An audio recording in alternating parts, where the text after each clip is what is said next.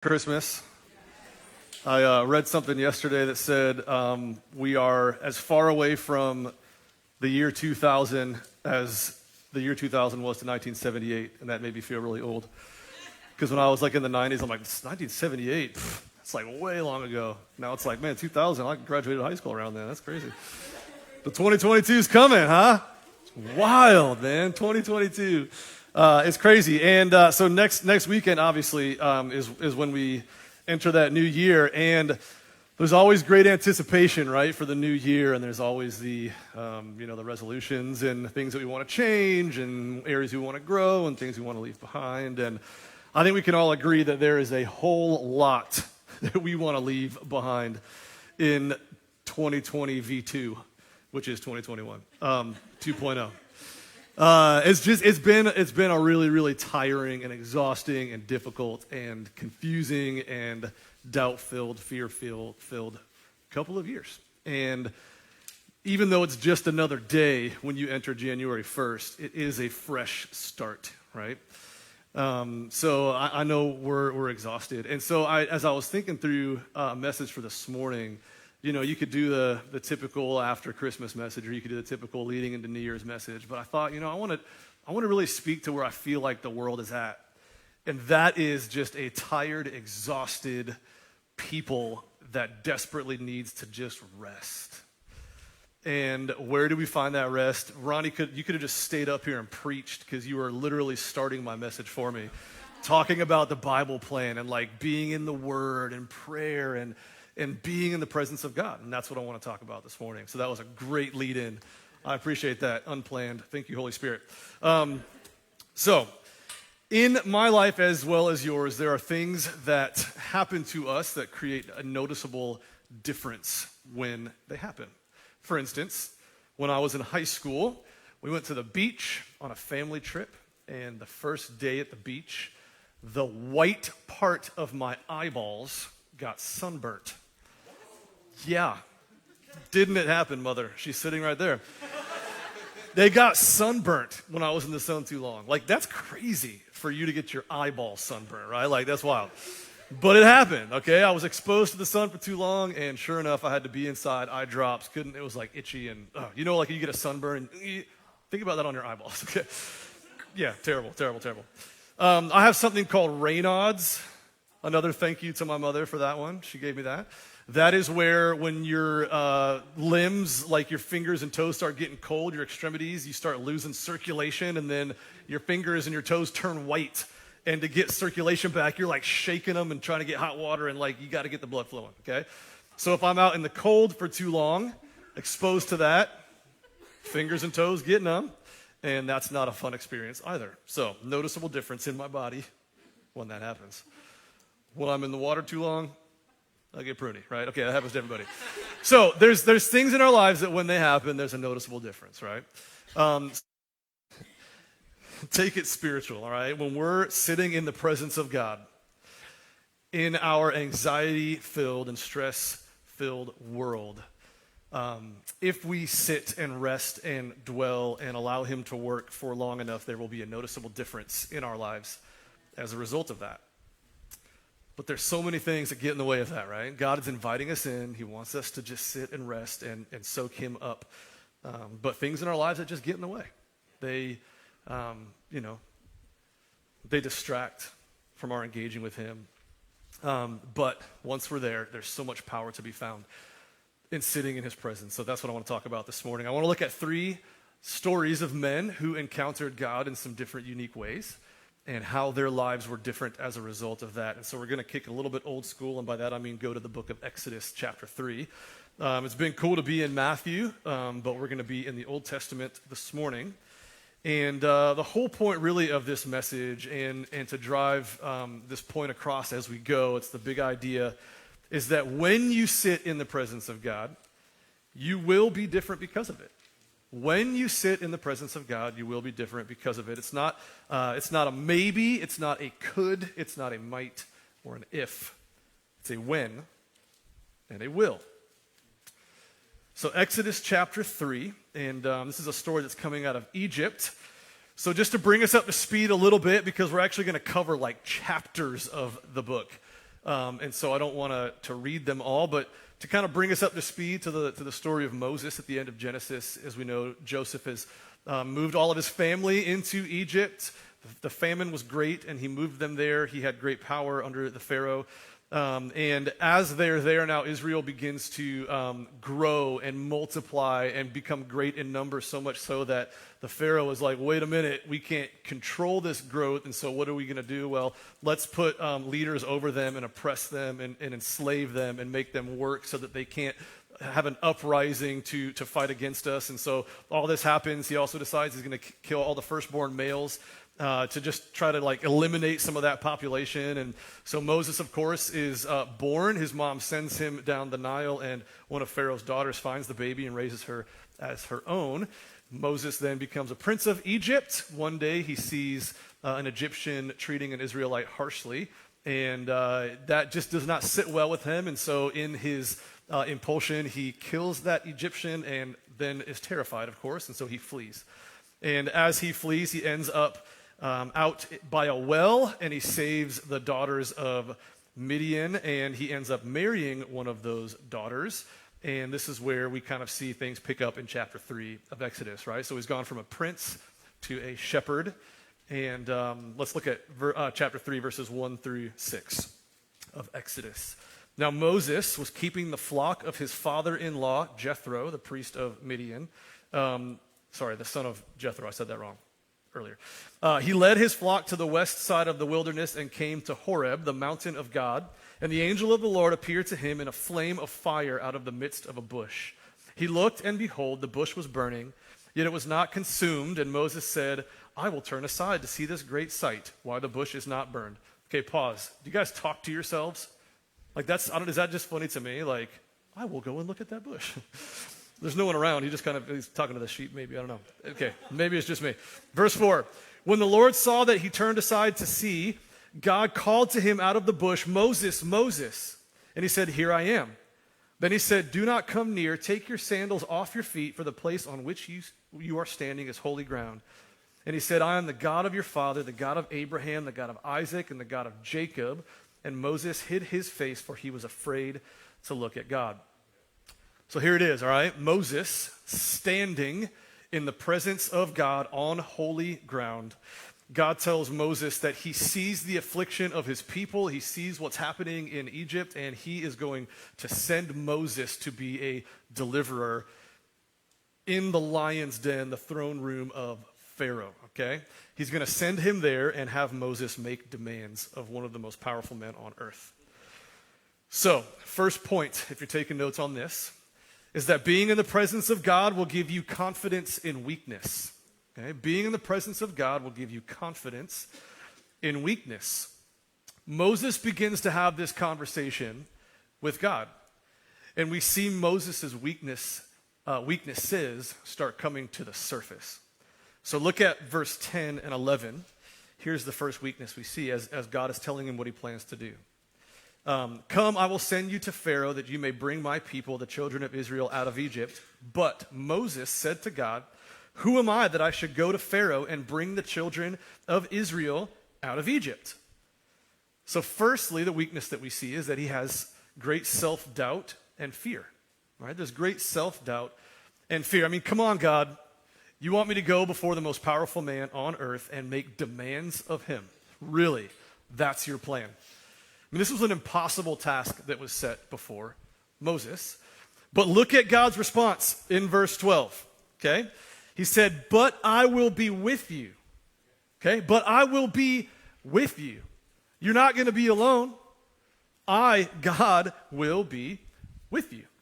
So then God gives Moses a rundown of what he wants him to say to the Israelites. So when you get there, I want you to meet with the leaders of the Israelites, tell them the plan, before you actually go in, right? So Moses is like, I don't know, that's scary. I don't know if I can do that. God's like, you're going to do it, and here's where you're going to start. And then you see in verse 1 all the way down, okay, chapter 4, verse 1, after God tells him how to handle the conversation with the Israelite leaders, then Moses answered, but behold, they will not believe me or listen to my voice, for they will say, the Lord did not appear to you. So now we have the weakness that is skepticism, right? Like he looks at this situation and goes, okay, they're not gonna believe me. They're not gonna really believe that you spoke to me and that you told me to do this. They're not gonna believe that, right? He's skeptical about this whole thing, right? I hear you, but they're not going to listen that you, God, spoke to me. And God responds by giving him the ability to prove himself truthful, right? It's the hand in the coat and the leprosy, and the hand in the coat and it's gone, and then it's the staff and the snake, right? And God tells him, I'm going to turn the Nile to blood, and I'm going to do these great wonders and these great miracles. So God proves that he has the ability to prove himself truthful. So just trust me, Moses. Go, I'll prove my words truthful, okay? You just be obedient. But even after God shows Moses his power, okay, like literally in the moment, look at verse 10, okay, of chapter 4. But Moses said to the Lord, "Oh, my Lord, I am not eloquent, either in the past or since you have spoken to your servant, but I'm slow of speech and of tongue." So now he starts rattling off some excuses, right? Okay, you've proved yourself powerful, but I can't talk very well, okay? My words don't come out very fluidly. I'm unable to do that, right? There's an excuse that he's starting to say, but I can't do that, right? Like, wow, you turned a snake into a staff and the magical leprous coat and water to blood, like that's cool, but. So God gives him another assurance, right? And the power that he holds. Listen, I made your mouth. Like I created you, I made that mouth, and I can make it speak however I want it to speak. I have the power to control it. Just trust, right? Just trust that I'm going to give you the words to say. Trust that I'm going to be with you. You got to believe, right? And finally, like if that's not enough, Moses has just had enough, right? Finally, he's just done with it. Look at verse 13, okay? He says, Moses said, "Oh, my Lord, please just send someone else," right? Like, I doubt, I don't believe, I'm skeptical, I have excuses. Finally, no, look, I don't want to go. It's just complete defiance, right? Now it's not excuses. Now he's just defying the Lord. Think about this for a second, right? Moses is standing before the Lord on holy ground in the presence of God, and he's telling God no. Woo! I mean, the fact that the Lord didn't just strike him dead then and there and just say, I'm going to use somebody else. But no, God had great plans for Moses, right? So God gets a little bit mad, he does, at Moses, but he shows him favor and grace, and he says, you know what, I'm going to give you Aaron as a helper, and he'll be your voice. But listen, it's easy for us to look at Moses, right, and go, man, that's ridiculous. Like, how could you respond to God that way? When God is, like, audibly speaking to you and showing you miracles that are impossible, but yet you still defy the living God. Moses, come on, man. But isn't that us as well? Like, we like to point the finger at these Old Testament guys, right? We know so often what God wants us to do. We know who he wants us to talk to. We know where he wants us to go. But we, like Moses, we come up with excuses, right? We don't believe that God can really use us. I don't think, I'm not good at talking. I'm not good at engaging with people. I get all sweaty. I can't do it, right? Things that seem maybe impossible in our minds because of our weaknesses, we tend to turn and run the other way, and we defy God. We enter into a conversation and we're riddled with self-doubt and fear. And finally, when the Holy Spirit just doesn't seem to give up, we just yell, no, God, I'm not going to do it. I'm like, back up, man, because strike me dead. But if we sit in the presence of God, again, thank you, Ronnie. If we sit in the presence of God and allow him to actually get some words in, you know what we're going to hear him say? I am the God of Abraham, the God of Isaac, the God of Jacob. Fear not, for I'll be with you.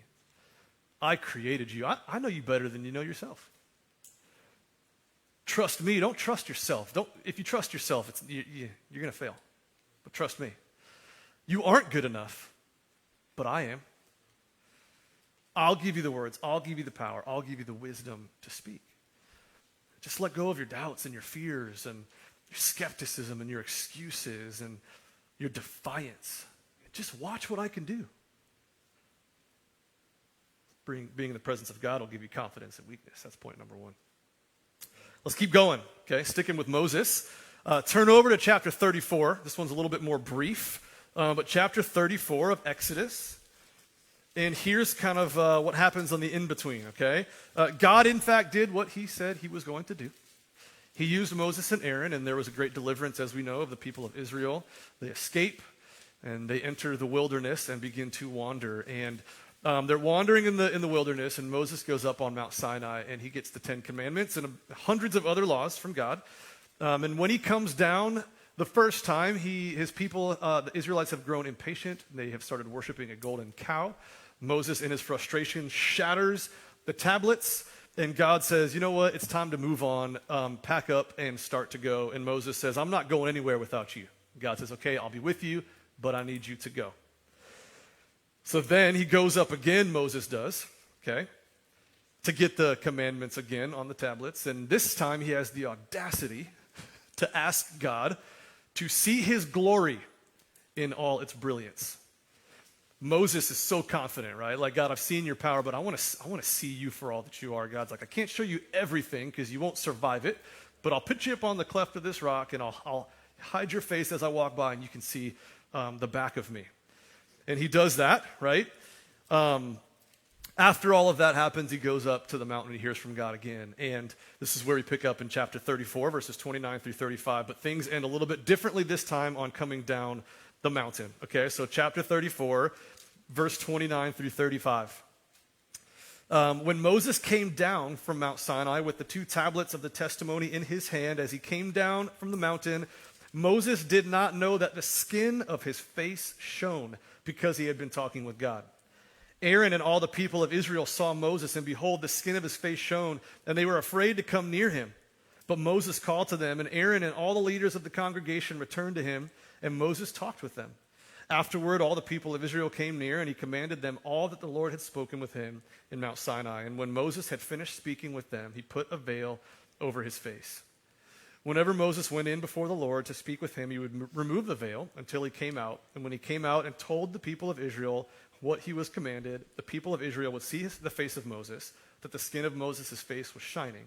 And Moses would put the veil over his face again until he went in to speak with him. By the way, we don't ever hear that his face stopped shining, which is an interesting thing that I kind of actually just thought about as I was reading that. Like, it doesn't say, and then one day his face stopped shining. So, like, did it shine forever until he died? I think, probably, because he had been in the presence of God. Here it is, okay, point number 2. Being in the presence of God will make you look different. Make you look different. Now, don't hear me say that you're going to start shining, okay? Because that would be weird. And you probably need to go see a doctor. But look back at verse 29, okay? What does it say? His face, the skin of his face shone because he had been talking with God. So the reason that his face shone was because he had been in a conversation in the presence of God. His face was visibly different. Now, you guys and myself included know what it is to talk to someone who's been in the presence of God, right? We know what somebody looks like when they've been meeting with Jesus. The joy, the passion, the humility. We can tell, right? And the opposite is true also, right? We know when someone has grown distant from God. Because things aren't going well, right? More prone to anger, impatience. Now, I've been there a million times in my life. But I also know what it is to sit in the presence of God and feel the presence of the Spirit and the overflow as I talk to people and deal with people and parent my children and try to be a husband the best I can to my wife. There's a marked difference from when you spend time with God and when you don't. So not to harp on this one too much, but we can tell. And if we want to make a difference, if we want to have an impact on the world for the gospel, then it needs to start with us sitting in the presence of Jesus and being in God's word and allowing him to speak into us, because I learned this a long time ago in student ministry, but you want to be serving and loving out of the overflow of what God's already doing in you, right? And so if you're serving and loving out of a dry place in your life, it's not going to come out very loving. So we sit in the presence of God, and we will look, talk, act, interact different because of it. All right, I want to go back a bit and go to our third point for this morning.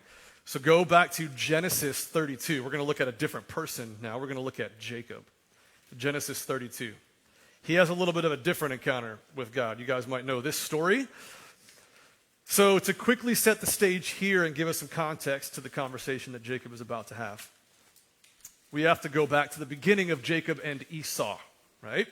If you remember, Jacob had cheated his older brother Esau out of his inheritance. Back then, the older son would get the birthright, which was typically up to 2/3 of the father's wealth. When they were teenagers, Esau was out hunting, and he came in after a long day of work, and Jacob was making some stew, and Esau was like, man, I'm famished, I'm hungry. Can you please give me some of that stew? He's like, sure, you can have some, but I want your inheritance. And he's like, all right, dumb teenager that he is, he's hungry, he'll do anything for food, right? No offense, teenagers. I was there too. But man, food, right? But he's like, yeah, sure, yeah, take it, I'm so hungry. And then years later,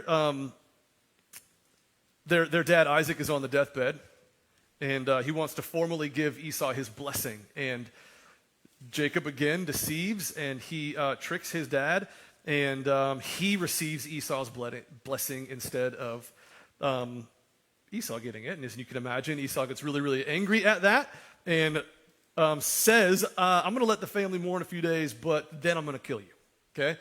After the period of mourning, you're going down, Jacob, because not only did you take my inheritance, but the blessing for the future of me and my family is now no longer.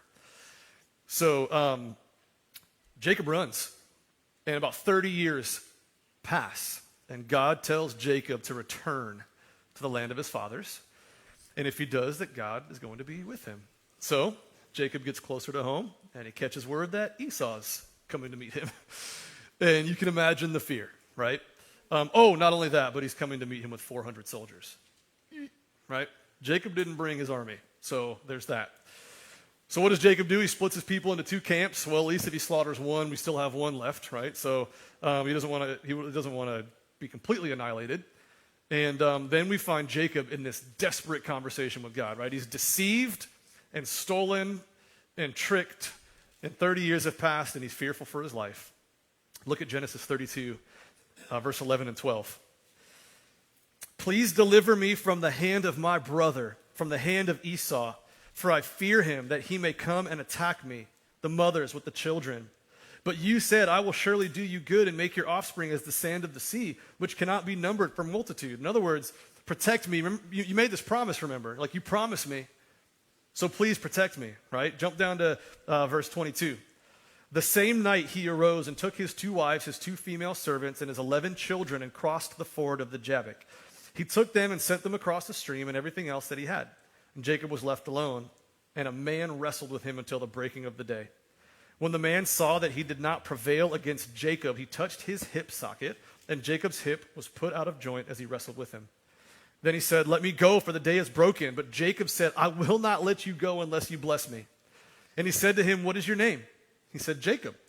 He said, your name shall no longer be Jacob, but Israel, for you have striven with God and with men and have prevailed. Then Jacob asked him, please tell me your name. But he said, why is it that you ask my name? And there he blessed him. So Jacob called the name of the place Peniel, saying, for I have seen God face to face, and yet my life has been delivered. The sun rose upon him as he passed Peniel, limping because of his hip. Therefore, to this day, the people of Israel do not eat the sinew of the thigh that is in the hip socket, because he touched the socket of Jacob's hip on the sinew of his thigh. By the way, just real quick, verse 4 of 33, but Esau ran to meet him and embraced him and fell on his neck and kissed him, and they wept. Okay, so he didn't kill him. Don't want to leave a cliffhanger there. There was a great restoration and reconciliation that happened. But point number 3, okay? This is a hard one, But being in the presence of God sometimes requires wrestling. Being in the presence of God sometimes requires wrestling. So Jacob begins his night full of fear and desperation, but at the end of his struggle, he had God's blessing and a renewed faith. So if you remember anything about Jacob's life, God usually spoke to Jacob in a dream or a vision, something like that. But this time he required him to wrestle physically with him, and then he inflicted him with a debilitating injury, right? His hip socket gave him a limp. Listen, God pursued Jacob in this one, right? God came to Jacob in this one. He was the initiator. Jacob was sweating with anxiety. He was fearful, and God showed up. And that, for us, is so good to hear, because in the midst of our anxiety and our fear and our hopelessness, our exhaustion, God shows up. And it may not be in the way that you expect.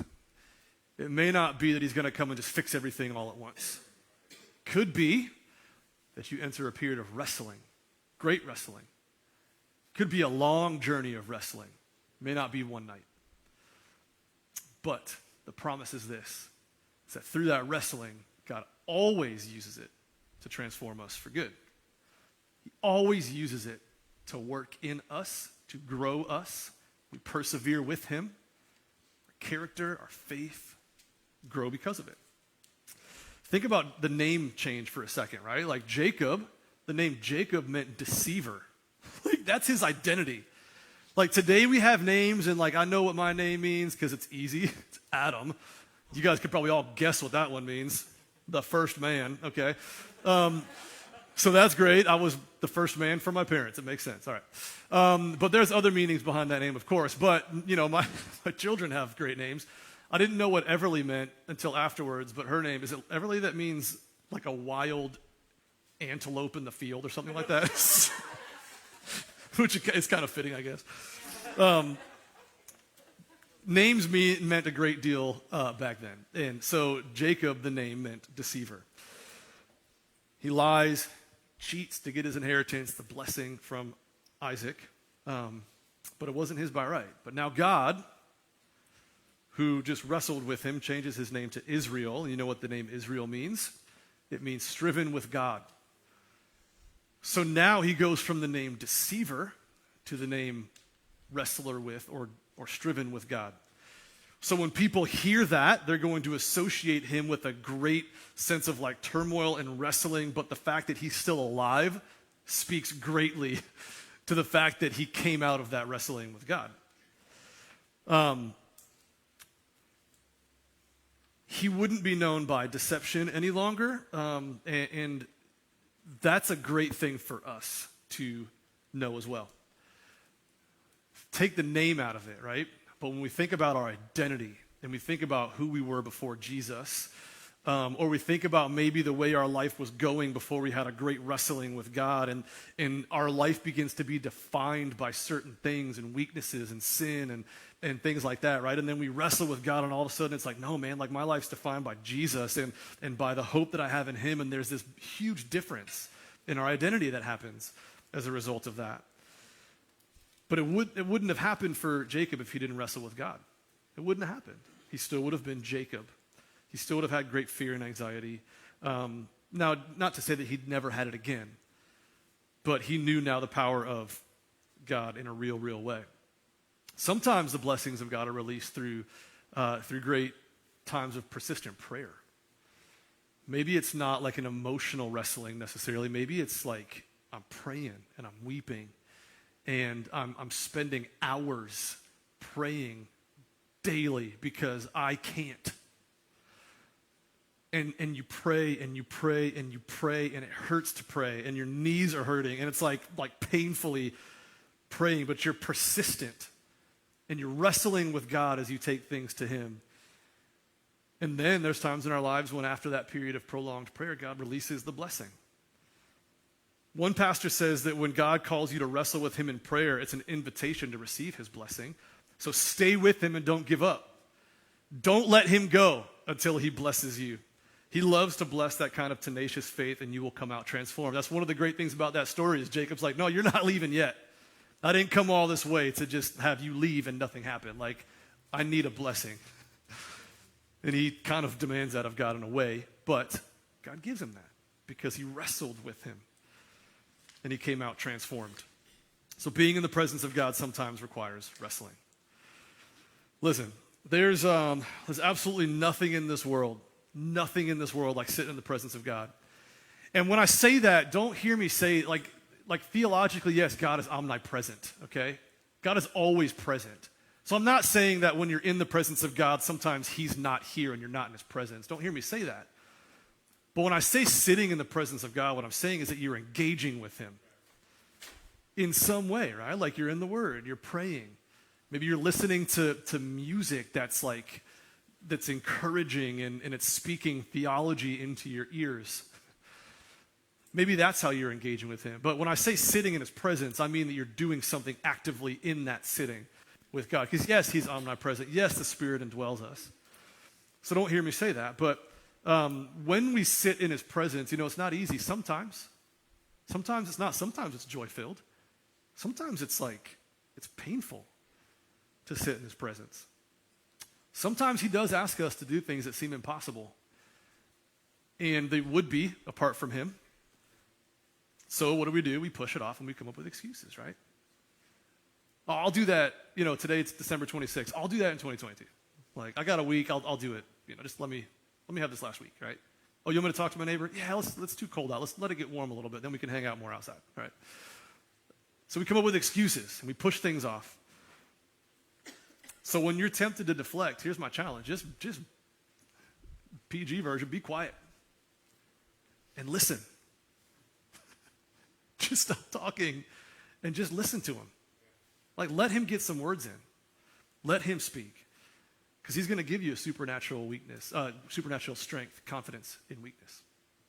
When you're consistently in his presence, you're going to be absolutely unrecognizable. You will be. I will be. Going to look less like yourself and more like him. What does it say in the Gospels, right? He must increase, I must decrease. Get out of the way. Just get out of the way, right? But this is only possible when we're transformed into the image of his Son by being in the presence of God. Sometimes it's really, really hard, and sometimes we do have to wrestle, and I think most of us in this room know what that wrestling can look like. We cry out to him, but it doesn't seem like he's listening to us at all. We question him, we shake our fists at him, and guess what? He can handle that. He can handle our questioning. He can handle us shaking our fists. He handles our fears, our doubts. Don't expect that it's going to be an easy relationship with God. He doesn't promise that it will be. In fact, he promises the opposite. But when we pursue him, when we spend time sitting in his presence, he promises that things are going to get a whole lot better. Maybe not right away. So my challenge for all of us coming out of the last couple of years is to just rest in his presence and enter a new year just with a renewed sense of identity and faith and confidence and joy, and look at it as a new opportunity to pursue people and to be on mission and to love our neighbors, to love our families, to love God in a greater way. But you got to sit in his presence and rest in that. So let's pray. And we got another song to sing to reflect. Yeah, God, thanks for this word and for these stories that we can look at and pull truths out of for us today. And God, I know that there's some weary souls in here. I know there's some hopelessness and some doubts and some fears. And God, I pray that you would use your Spirit to speak into that. That you would compel us to be in your word, to not try to fix things by ourselves, to not wait to get moving until our resolution starts on January 1st, but to start today, to start when we get home, over lunch, after lunch. Get into your word and start now just allowing you to speak into our weakness, to speak into our fears, to speak into our doubts. Because God, you want to use us. Like, that's why you kept us on this earth, to bring you glory, but to have us carry your mission, to spread the gospel. But we're so crippled by self. And so, God, I pray that you would just use your Spirit to transform. And God, we love you for the privilege of being able to even sit in your presence.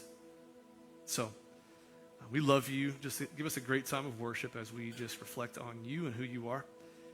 And we love your Son. Thank you for his sacrifice and your Spirit. Thank you for him as well. In your Son's name, amen.